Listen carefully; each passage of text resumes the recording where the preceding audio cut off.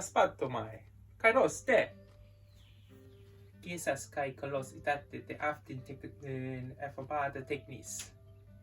Ta exotatamente el miki keramiki kata motiva se aftin. Okay, my ancient Greek is a bit rusty, so if you don't mind, I'll switch to English as we explore all things Archaea Hellenica. For the next few weeks, we'll be looking at ancient Greek pottery to tie in with the work you've been doing in guided reading and Big Write. Feel free to stop the video at any time to see the patterns or figures as we discuss them. Your ally today is you should be able to describe the ancient Greek artworks, and as a challenge maybe you can identify some of the famous Greek myths being shown on them. Look carefully at all of the artwork and try and find the fine details. Feel free to stop and have a close look at everything. Look through all the examples first. You can do this on the video or download the PowerPoint and look at the slides on there. Choose 2 or 3 you like the best. Note down what shapes or patterns you can see. What colours are being used? Also, do the images tell a story?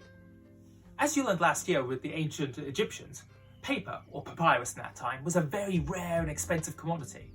So stories were often told on other mediums, like pots. Do the images on there tell a story, and can you spot any of the mythical creatures?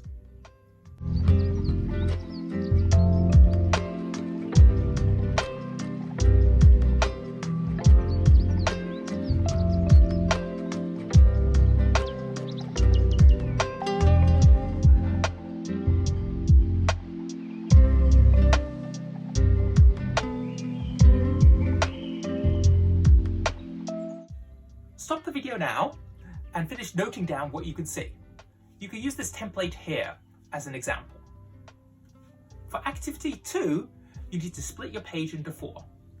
Looking at the pictures, draw as many shapes and patterns as you can see. Then repeat the stage in the next 3 boxes, looking carefully. Are there any gods or mythical creatures? If you want, you can print out the pictures and annotate them. You should try and describe the events taking place. Well, let's have a look at some of the other pots and what they were used for, because they were used for lots of different things in Greek times. They had different shapes for different functions. At that time, only men were allowed to make the pots, but women were allowed to decorate them. Bit unfair.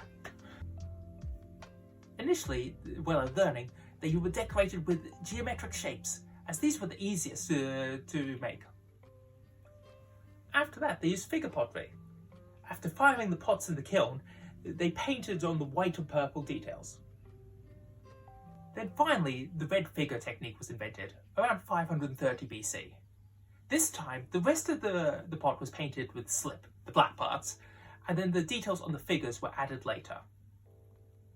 Hopefully, this fired up your interest in this fantastic subject, and next week we'll be exploring more about this perfect pottery.